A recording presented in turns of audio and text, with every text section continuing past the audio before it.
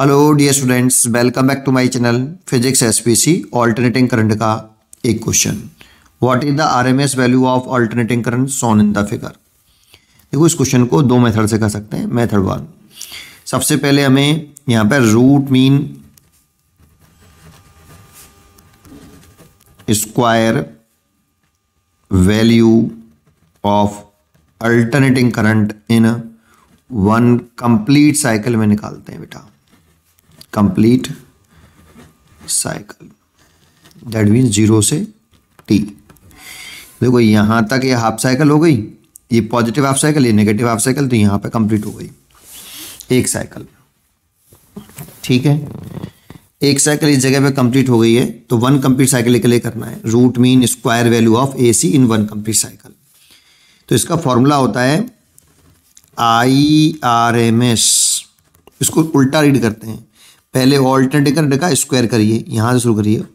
तो मैंने करंट का स्क्वायर कर लिया, फिर उसका मीन लीजिए, एवरेज वैल्यू। तो एवरेज वैल्यू मैंने ये एवरेज वैल्यू ले ली, ये सिंबल होता है एवरेज वैल्यू का।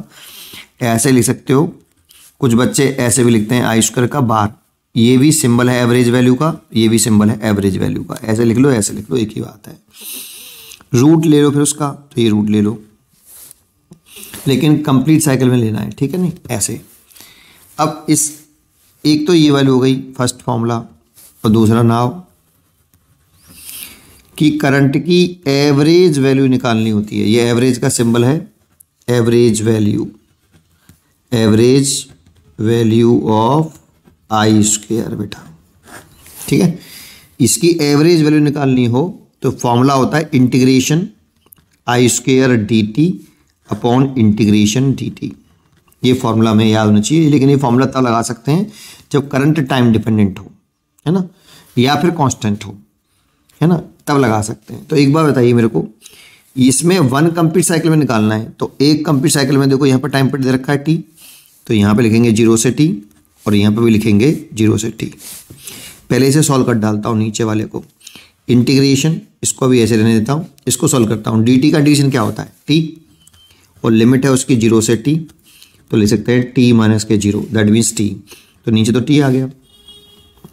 अब देखो, इसमें यहाँ से लेके यहाँ तक करंट 0 से t/2 तक तो 2 एम्पियर है, तो इसको दो बाटों में लिख लो, 2 का स्क्वायर dt कितने तक, 0 से t/2 तक, प्लस करंट का स्क्वायर है ना, I के लिए 2 एम्पियर दे रखी है, और t/2 से t तक माइनस के 2 एम्पियर है, इंटीग्रेशन t/2 से t तक माइनस के 2 का स्क्वायर dt।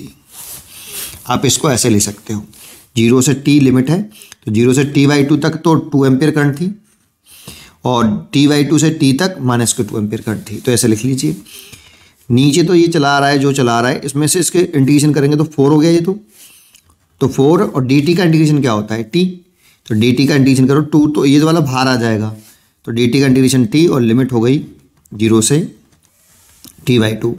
ऐसे ही प्लस इसका होल स्क्वायर करेंगे तो ये 4 बाहर आ जाएगा, और लिमिट हो जाएगी, इंटीग्रेशन कर देंगे dt का तो t आ जाएगा, और लिमिट हो जाएगी t/2 से t डिवाइडेड बाई t। तो सॉल्व कर लो। 4 पहले अपर लिमिट पुट करो, t की जगह पर t/2 minus lower limit 0 plus 4 upper limit t minus t/2 divided by t।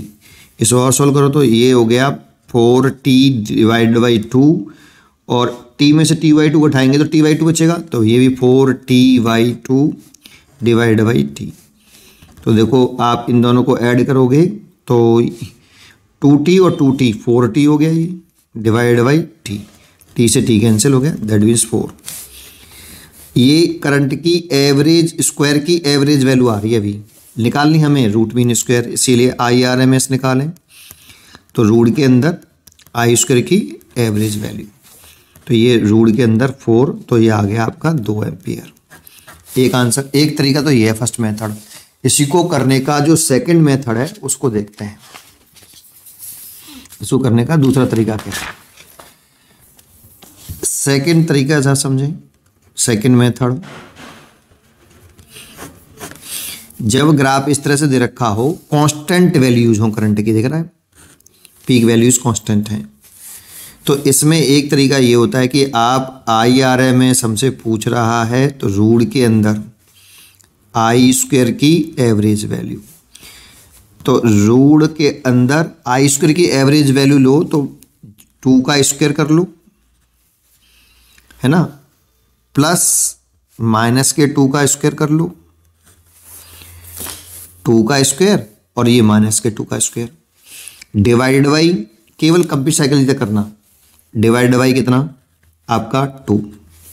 तो आप देखो कितना हो जाएगा, ये हो गया आपका 4 और ये भी 4 और ये हो गया 2, तो 4 और 4 8 हो गया बटे 2, तो ये आ जाएगा आपका रूट के अंदर 4, that means 2 ampere. Complete cycle के लिए करना होता है, यहाँ पे लिख दो फॉर 1 कंप्लीट साइकिल के लिए। भाई एवरेज आप ऐसे तो लेते थे कि 2 वैल्यूज हैं तो दोनों का स्क्वायर करो, स्क्वायर की वैल्यू निकालनी है ना बेटा, आई स्क्वायर की एवरेज वैल्यू निकालनी है, स्क्वायर की एवरेज निकालनी है, इसीलिए मैंने स्क्वायर किया है ना। तो 2 बार जोड़ा है तो 2 का डिवाइड करना है, ठीक है, 2 एम्पियर आ जाएगा। अच्छा, बहुत से बच्चे ये सोचते हैं कि सर हमने तो IRMS का एक फॉर्मूला पढ़ा है I0/√2, तो इसमें बस पीक वैल्यू क्यों नहीं रखी आपने, 2/√2 कर लेते आप सीधा सीधा और आंसर आ जाता, देखो √2 एम्पियर। ऐसे क्यों नहीं किया, ये रॉन्ग है। क्यों रॉन्ग है ज़रा समझते हैं।